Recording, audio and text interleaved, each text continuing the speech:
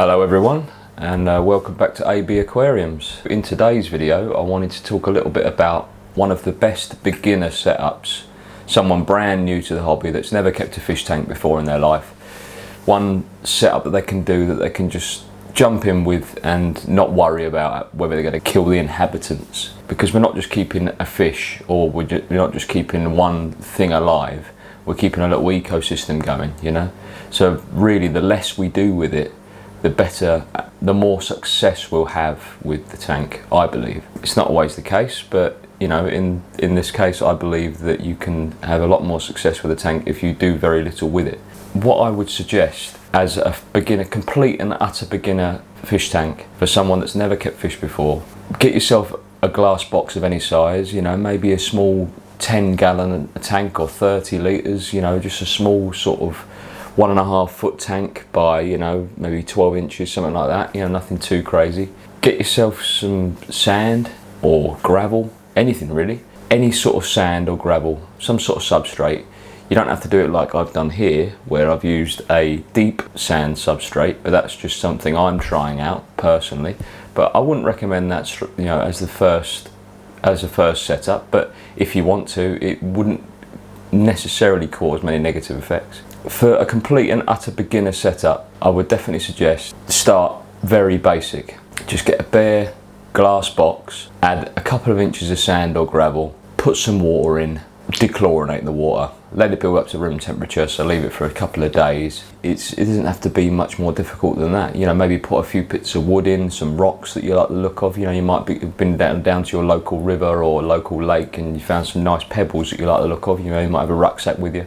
Grabbing a couple of stones, it's not gonna be the end of the world, because you can always replace those back into nature. So, you know, grab a couple of stones in nature, maybe a little bit of wood that's drifted up on the shore of the lake or the river. You know, you might even find some that's usable for your size tank you've got. Maybe you could, you know, you don't even have to boil that wood. Let's be honest, we could do with inviting some of that bacteria in from the outside to the tank. You know, it's not going to be the end of the world that we're going to get a little bit more tannins in the water, because we can always change water and get rid of the tannins out of the water if it's going brown. You don't have to boil everything, it's not necessary. You know, people say, oh, you know, there might be parasites or pathogens and things like that, but then at the same time, if you had a completely utterly sterile tank, the fish or the inhabitants would never have anything to get used to build a defense against, you know. So maybe just having some good and bad bacteria and all live organisms in there, it's not going to be the end of the world for the inhabitants that we're going to start off with. Let's talk about filtration. It's not completely necessary to use a filter in a completely basic tank like this, but let's say you've got a little air pump, or you could go and buy a little air pump online or from your local fish shop, and then get a very, very small sponge filter. Get that in there, you know, get that making some water agitation, get it working. You know, it will pump some air in, it will oxygenate the water, it will make surface agitation, it will make a little bit of flow. It will start building that beneficial bacteria on the sponges itself, you know, because we're trying to attract that bacteria to the tank. As part of the nitrogen cycle, we want to try and build that colony of bacteria inside the tank. So we really want to stop ammonia building up, which is basically ammonia is caused from anything that's breaking down in the tank, not necessarily just fish waste from when you feed them, but anything living in that tank, or anything that's breaking down, which could be a piece of wood, could be a leaf, it could be some dust in the sand that you put in that's slightly organic, you know, or there's a little bit of organic material in the sand or the gravel, you know, there might be a few bits and bobs in there breaking down. Anything in there will produce ammonia, and you know, that's not necessarily the worst thing. There will be something come along that colonizes inside your tank that will help break down that ammonia. And that's what we want to try and invite. We want to invite those beneficial bacteria colonies to come and break down that ammonia, and which will turn it into the nitrite, it will turn it into nitrite, and the nitrite will then be a food source for more bacteria, or another type of bacteria. After that, that's converted into nitrates, which is nowhere near as harmful for fish, whereas ammonia and nitrite are completely toxic to fish. Nitrate has to be in extremely high levels to be toxic to fish. Some fish are more sensitive than others, obviously, but you know, we no need to worry about nitrate, because let's be honest, a lot of that can be taken care with algae growing inside the tank, or plants, or water changes. We can deal with that, you know, we can get to that. Once we've got to that point, we're happy days, you know. So first of all, once you've got your sand in, you've got some, you know, sand or gravel in, a bit of wood, some stones, you make a nice little pretty aquascape, however you want to set it up. And then we're gonna get the sponge filter in, you know, or one of those small external filters that hang on the back of the tank. You could have one of them, or a little tiny internal filter. But for the sake of this video, I would probably recommend a sponge filter, just because if you're keeping shrimp or snails or any small invertebrates or even small fish, it's just no chance of them getting sucked up into a filter and killed, you know what I mean? It's just, it makes a lot more sense, in my opinion, to go for something like a sponge filter on a first tank. You know, less to worry about, leave it alone and it will just plod along and do what it has to do. Building bacteria and pulling a little bit of the fines out of the water. If you say, if you've got a little bit of dust left over from the sand you put in or something like that, sponge filters are brilliant for pulling all that out. So yeah, what we're gonna have then, what we're gonna have is the sponge filter running. We're going to have a completely barren tank, basically, unless you found some sand and gravel from your local river shore or lake shore. You know, you might have got a few scoops of gravel. I'm talking about a very small tank here, you know, we're not talking about, you know, a 4-foot tank where you need like sacks and sacks of gravel and sand. You know, you might have grabbed some sand or gravel from nature, or even your garden. You know, you might even have a driveway with a certain gravel on it. Obviously you don't want any that's been dripping oil from a car onto it. But you know, you might have a part of a garden bed or something that's got some gravel on it, and you thought, oh, I could use that. There's no reason why you can't use that, because you're saving yourself money there, aren't you? So it's just a lot more inviting to start a new aquarium if it's not going to cost you much. And maybe just the glass box is the biggest expense, and the filtration. You've got your gravel or your sand in there. We've got the tank set up, we've got the rocks and the wood in there, and we've got the little sponge filter running, bubbling away and adding aeration into the tank, constantly adding air, agitating the surface and creating a small amount of flow. So we've got no real bacteria or any ecosystem in the tank just yet, but we're going to add that. We can add that little ecosystem and it will build over time. You can find them anywhere, but most rivers or lakes or, you know, little water bodies that are probably near you right now will have some sort of pond snails, or, you know, bladder snails, or just like the standard pest snail that people hate having in their tanks, which then they're not really a pest, are they? Because they only breed out of control if you allow them to, or keep feeding the tank far too much, and then they'll keep breeding and breeding and breeding, because there's so much food available that, oh, I need to breed more to take control of the waste and the excess food in this tank. Hence why people have so many snails in their tank they don't know what to do with, and it deters them, and they think, oh, these are a pest and they're a pain in the backside, and I'd rather just shut the tank down because there's too many snails. But snails are brilliant. They're great. They take care of any plants that are dying, or the leaves might be dying down, and, you know, a new growth coming through on a plant. They won't take out the new growth, but they'll take control. They'll control the dying growth, and they'll turn that into a much more manageable waste that your filter can grab onto and pull in. So yeah, that's snails are great. You know, they'll take control of, or they'll go onto the glass and they'll take some of the green film algae off, or some of the diatom algae that you're going to get in the initial setup. They'll eat some of that, you know. They'll definitely consume some of the algae that you're going to get that you might think, I don't want loads of algae. Well, snails are the answer. And a couple of shrimp. You might go to your local shrimp fish shop and see some shrimp you like the look of. So, you know, just some red cherry shrimp, or some blue ones, or yellow ones, or orange ones. There's so many now, isn't there? Add a few cherry shrimp and a few snails to start with, maybe on day 2 or day 3, when, you know, and they're going to produce very little waste. You know, there might be a few organics in the tank that are breaking down, that are causing a little bit of ammonia, but nothing too crazy. And you've got these shrimp and your snails producing a tiny amount of waste. At the same time, they're producing such a small amount of waste that the bacteria is able to grow pretty slowly and deal with it, you know. You can get a water test kit, you know, like the little sticks you can dip in the water to test if there's any ammonia or nitrites in the water. You know, by all means, get those, get them. You know, it'll be nice to see what levels you're at early on, but then don't worry too much about testing like crazy at first. There's no need to go too mad. Just enjoy it. Yeah, just put some shrimp and some snails in. Leave the tank for weeks like that. Let the shrimp do their thing, let the snails do their thing. You don't even need to feed the tank. You can put it near a window, you can have a small light on top of the tank just to add some light, have it on 12 hours a day if you need to, or have the sun coming in. That will naturally grow algae in the aquarium. It's just going to be there, and there's going to be films and things all over the wood and the rock that the shrimp are going to love to eat and consume. You don't even need to feed it, so you're not adding waste, you're not adding anything to the water that's going to produce loads of ammonia as it's breaking down. The shrimp can't keep up by eating the food you've just added, so there might be too much food in there for the snails and the shrimp. So don't add anything, don't add any food or anything yet. We're not at that point yet. So you've got your tank, you've got some sand, gravel, rocks, wood, small sponge filter, maybe a little light on top or near a window, just some ambient light coming into the tank. You've got half a dozen snails, pest snails or bladder snails, any sort of pond snail.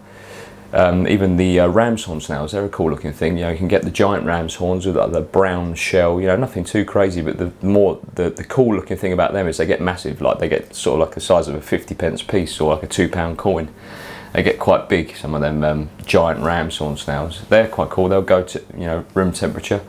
Bearing in mind I haven't mentioned put a heater in the tank. Don't bother heating it at this point. We're not worrying about heating the tank, we're not worrying about any extra expenses. We're going to keep this tank room temperature. This is a complete and utter beginner tank. So we've got shrimp and snails in there, maybe a couple, maybe 2 or 3 shrimp, maybe up to 6 shrimp in there. They're only going to get to 1 inch long, maybe if you're lucky, fully grown. So they're going to do their thing. They're going to take the algae growing on the surfaces or any diatoms. They're going to want to eat that and consume that because that's part of their diet in nature anyway. They enjoy consuming those things in nature.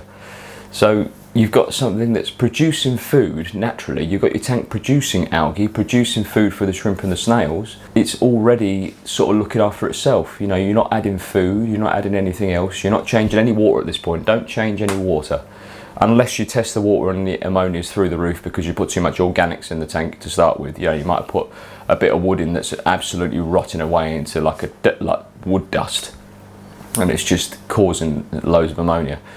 And if you're not going to go for wood, that's less to rot away, less waste that's produced. So if you don't go for wood, it's not the end of the world. You don't need to have wood in your tank. It's just less organics, which is always a good thing in a new tank. So yeah, you might have this tank running for a few weeks and you've got some green algae growing on the glass, you've got some brown diatom algae on the sand or the gravel and over the surfaces of the rocks. Don't be deterred by that. You're basically inviting those good bacterias and natural algae that are going to form in nature anyway. You're inviting that into the tank, and that all this is building beneficial bacteria, because let's be honest, by this point, as the shrimp and the snails are consuming that algae, they're producing waste, and the bacteria is growing and growing inside that tank that's taking control of the ammonia and the nitrite. And because it's such a small amount of waste being produced by the shrimp and snails, the bacteria's got time to grow, and the ammonia will never get to a dangerous level. Like I say, there's not really much in there producing waste. So yeah, we've got the tank running for a few weeks, and there we go. We've got something that we can maybe add fish to now. There's enough beneficial bacteria in there, there's enough been broken down to produce the bacteria that we want to help convert some of the waste that fish produce, that obviously is accumulating into ammonia and nitrite. And then at the same time that will go into nitrates, which you probably already got your tank at 2 weeks in. You've probably already got nitrate levels in there because, let's be honest, the algae is growing.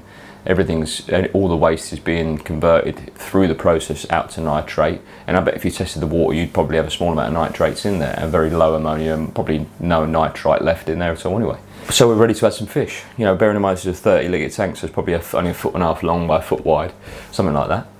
Maybe go for some, chili rasbora, something like that maybe, or even some endlers. But one of the best fish, I think, if you're just getting into this hobby, when you see fish producing more fish, and you may have only spent £5 to £10 on a trio of fish, so go down to your local fish shop and you go and see some maybe some guppies or some endlers for sale, and they're like 3 for £6 or something, or 3 for £10. You might get 1 male and 2 females, because let's be honest, the male is going to be chasing the females and wanting to breed with them quite often. They're going to produce more fish in your tank, which is great for beginners, because it's always a wonder when you see that your tank is producing fish of itself and you're not having to buy any more fish because it's just populating itself. So you've got a couple of endlers in there, or some guppies, or some sort of small live bearer, and these are fish that give birth to live young. You know, so you might have these fish in there for a few weeks, and you start seeing the female looking a little bit more bulbous on the belly area, and they're going to drop a load of live fish, basically, you know, from 10 to 30 live baby fish are going to be swimming around in your tank. And because you haven't got a power filter in there, they're not all going to get sucked up and destroyed by the filter. You know, you've got a little sponge filter in there that's not going to suck any fish up, and you know, your little baby fish are going to make it. You'd be surprised that they'll actually eat some of the little algae growing on the surfaces. But by this point, you're feeding the tank because you've got some small fish in there. Every other day, a little sprinkle of like broken up flake or some pellets that do sink eventually, you know, don't just stay on the surface, but they start to gradually sink in the water column. You can get these pellets and flakes from your local fish shop for not a lot of money at all. Or maybe even some live food. Like I tend to feed cyclops to smaller fish, frozen cyclops, or frozen daphnia. Sometimes they'll have big enough mouths to eat frozen brine shrimp. But frozen food is great because there's very little waste. The fish eat all of that frozen food. There's no like dust particles from like a flake or like a pellet that you'd get that would get trapped underneath the wood and under the decor and start breaking down, adding waste to the tank. Whereas if you get frozen food, generally the fish will find all those little frozen cyclops or daphnia, or they'll be consumed by all the fish and the inhabitants of the tank a lot easier than, say, like a dusty flake, is what I'm trying to say. And it feeds a lot cleaner anyway because there's more goodness inside the frozen food than there is in a flake that's full of fillers. Not all of them are full of fillers, but certain flakes and pellets are full of fillers. Let's be honest, they're not 100% fish or 100% invertebrate. Frozen cube of cyclops is 100% cyclops, which is brilliant. You know, it's very good food for small fish. So yeah, by this point, you know, you've got some endlers or some guppies in there, and they're starting to produce some fish. You know, you may be a few months in now, and you can already see little tiddlers swimming around, and it's amazing. You know, it's an amazing thing to see because you're producing your own fish without even trying. You know, they're happy. But at this point, you might be changing some water. You know, you might have got some live plants in there by this point. You might have gone to your local fish shop and wanted a few live plants, which is always good because it always helps take some of the waste out of the tank. You know, the fish need that waste to grow. Nitrates, if there is any excess ammonia, the fish are going to absorb that the plants are going to absorb any ammonia very quickly. They're going to love that. By this point, you're probably going to have very little ammonia. It's all going to be absorbed by the bacteria that's grown in the tank. So yeah, this is what I'm trying to say. You know, it doesn't need to be hard. You know, we can make this hobby as hard or as easy for ourselves as possible. So that's where I'll leave it. I won't go much further than that because we can soon get into the point where we've added so much to the tank and we're far ahead, and by this point we've already done loads of research and we know what we want to add to the tank, or we want to just keep what we've got going. You know, maybe your little baby fish fry are growing out to be bigger fish, take them back to your fish shop. You know, they'll more than happily take them in for free, no doubt. If you've got a load of colourful little endlers or guppies, they'll probably say, yeah, we'll take them in, because they're going to sell them on. Let's be honest, they're going to sell them on. It won't be too bad for them to sell. You know, they're not going to give you any money for them because, let's be honest, they'll breed in the shop anyway and produce fish. So yeah, I definitely recommend trying a live bearing fish because they're such a great beginner fish to get you into the hobby and start learning how to breed fish, even though it's just basically add water and they'll breed. Fantastic. Yeah, best of luck to you. I'm sure you'll have a very good luck. You know, let's make this hobby easier for people, not hard. You know, we needn't make it so difficult that it deters people from doing it. Let's invite people to start keeping these little glass boxes in our homes and keeping a little slice of nature. You know, I'm not saying we want to keep wild fish cooped up in a box, but fish that are bred in captivity, they don't know anything else. All they've known is life in glass boxes, and we can make them thrive. You know, they haven't got to worry about predators in nature taking them out and eating them within a couple of weeks of them being alive, because let's be honest, some of these fish produce so many baby fry in nature that it's natural selection. You know, a few will make it, most of them won't make it. There'll be food for other fish. Whereas if we're creating an ecosystem inside a closed glass box, we can give them a great life, great food, great plenty of space that they can have to roam around, but at the same time not worry about predators coming in to take them out. So it's not all bad, keeping them in captivity, especially fish that have only ever known captivity. Much like a zoo, a lot of animals in zoos, they've never known the wild, and they probably wouldn't thrive in the wild because they don't know what to do. They've not had their parent to show them how to stay alive out in nature. So yeah, that's what I'm trying to say when it comes to captive bred fish and animals in general, you know. Let's grow this hobby. Let's make this hobby more inviting to beginners. Let's make it so we can actually keep fish simpler, you know, not make it harder, but keep fish in a more simple way and a natural way, you know, rather than a very sterile and clearly very little nature is actually thriving in there. You know, we want to invite the snails, we want to invite the shrimp, we want to invite the little worms that you see in the substrate. You know, it's all good. It's all good for the ecosystem. It helps breaking down any waste that accumulates in there, and it will just help your tank thrive. Honestly, it will. I invite you to give it a go. If you've never kept a tank before, then by all means start out with a small tank and go through the steps I've mentioned earlier on. I think you'll have a lot of success. If you've got any questions or any other advice that you think you could help any beginners, please leave it down in the comments section. You know, I really think it would be beneficial to hear other people's points of view and anything that they would do differently or extra steps they would take to help have success in someone's first aquarium. So I'll leave that with you and wish you the best of luck. Right, I'll see you on the next video. Take care.